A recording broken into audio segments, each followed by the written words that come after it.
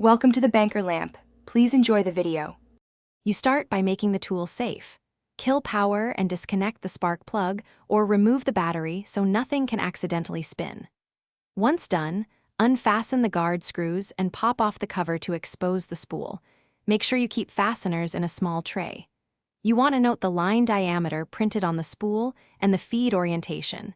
This matters because threading the wrong direction causes backfeed. Take out the empty spool and inspect for cracked plastic. You now cut 2 equal lengths of replacement line to the spool's recommended length, typically 10 feet or the metric equivalent. Insert each line end into its anchor hole or notch, making sure the line winds in the direction of the arrow stamped on the spool. This prevents tangles and feed problems.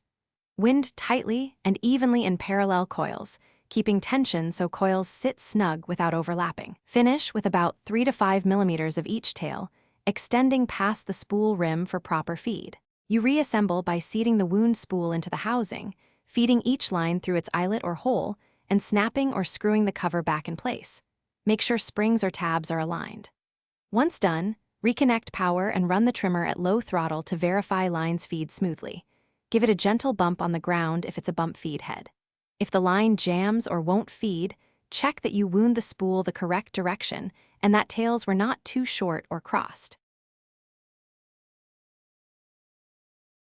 Thanks for watching. If this was helpful, leave a like and consider subscribing. See you next time.